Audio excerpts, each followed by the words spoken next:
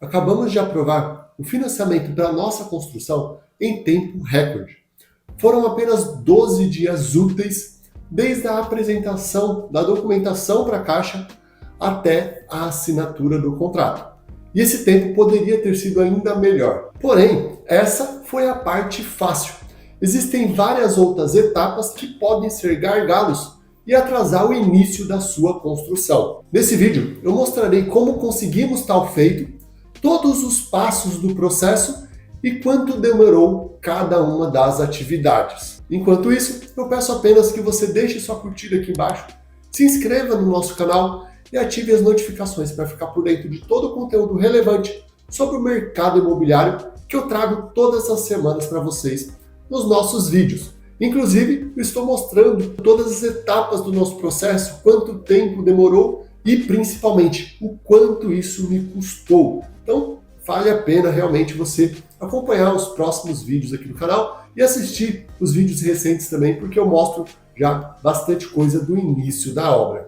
Bom, esse daqui é o cronograma que eu construí para mostrar para vocês o quanto está demorando cada atividade e também fazer algumas ponderações aqui daquilo que pode gerar gargalos e pode, de fato, atrasar o seu processo. Vamos começar aqui pela busca do terreno, né? Eu demorei cerca de 3 semanas para poder encontrar um bom terreno. Depois a gente fechou o negócio, analisamos a documentação, foram 5 dias.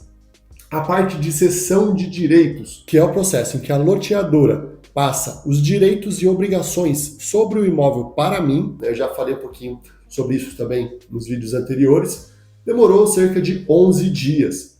E depois nós tivemos a parte do cartório de notas. Isso aqui realmente foi muito fora do padrão e acabou gerando um grande atraso para a gente. Foram 48 dias até eles enviarem para o registro de imóveis. Normalmente esse processo aqui leva 1 semana, 2 semanas, mas nesse caso especificamente o cartório foi péssimo, um atendimento muito ruim.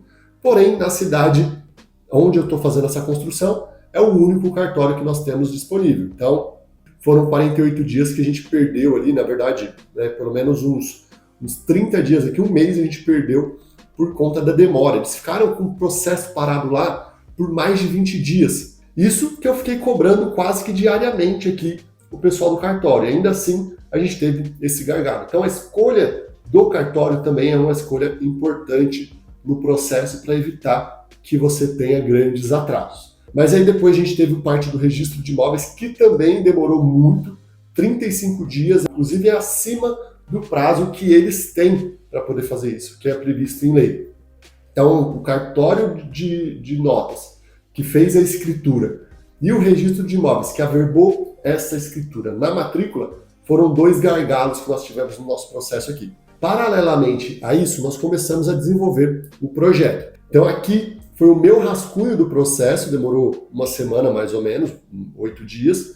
Depois a gente mandou para a arquiteta, que fez o primeiro esboço, devolveu. Então foram indas e vindas aqui, umas 5 ou 6 idas e vindas.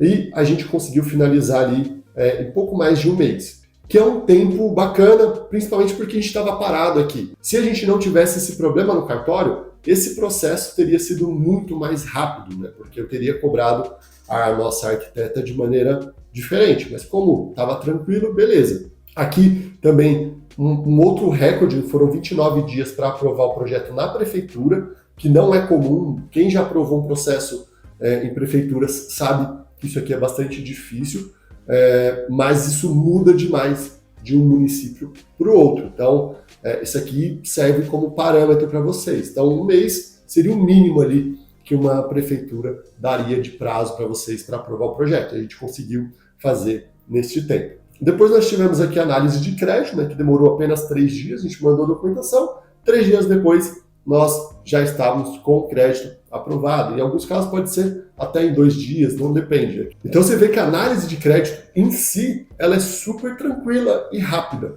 né? O maior gargalo que nós temos no financiamento, o mais comum, é na aprovação do projeto, que no nosso caso aqui também foi muito rápido. Então a gente apresentou o projeto, a documentação para a Caixa no dia 16 de junho, e nós já estávamos assinando o contrato no dia 2 de julho. Então foram pouquíssimos dias, né, para a gente poder aprovar. Foram 12 dias úteis, porque a gente teve um feriado aqui no meio desse tempo. Então, a análise do projeto, né, que é a engenharia da Caixa, foram apenas 9 dias, do momento que a gente apresentou a documentação até que eles nos dessem o retorno. E aqui é importante ressaltar que nós tivemos um atraso de 2 dias úteis, porque a gente teve que reenviar um documento, uma ART, que a gente precisou fazer um ajuste, mas foi super tranquilo, foram 2 dias úteis apenas. Então, a gente poderia ter potencialmente esse número muito mais reduzido. Depois a gente teve um dia dos formulários, né, para emissão do formulário e assinatura. Liberação do FGTS foram 4 dias. Conformidade, né? Então, quando a gente finaliza todo esse processo, assinou toda a documentação, a correspondente bancário envia isso para uma equipe independente da Caixa que revisa a documentação, que é chamada de conformidade. Foram apenas 4 dias. Depois nós tivemos a elaboração do contrato. Quando volta da conformidade, foram apenas 3 dias e nós assinamos o contrato em apenas 1. Né? Então foi um processo muito acelerado. E aonde entrou o segundo gargalo é aqui no registro de imóveis novamente, que é o mesmo registro de imóveis dessa averbação aqui, vai fazer isso aqui. Então a gente já tem uma expectativa de que ele deve demorar. Mas isso não impede que a gente comece a nossa obra.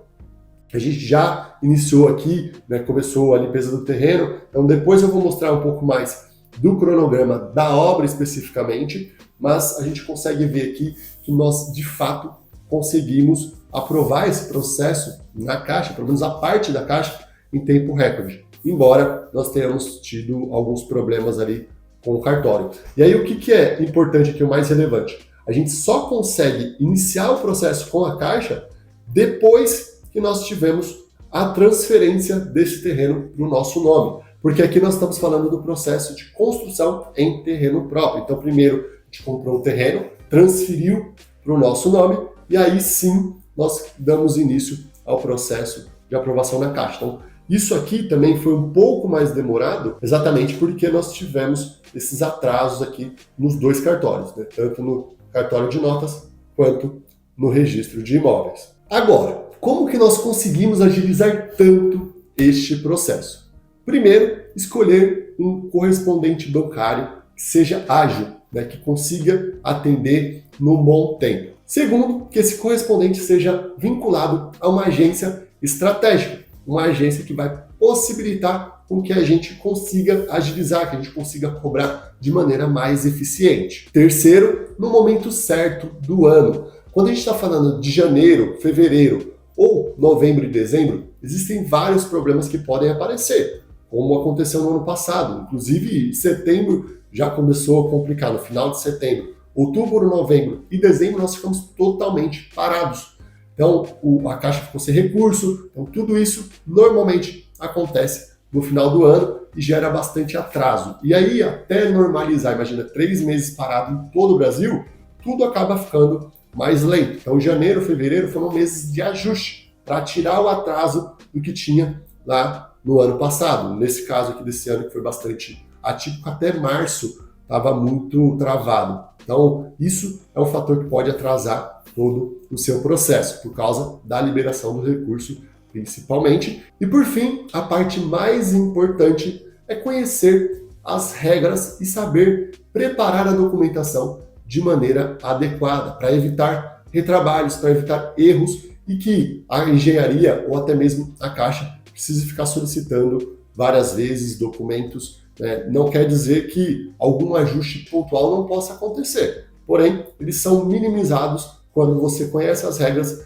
e sabe como fazer, como preparar toda a documentação. E é exatamente esse tipo de conhecimento que nós trazemos nas nossas consultorias aqui da Bragato, onde nós damos um suporte muito importante para você se planejar para essa compra ou para esta construção.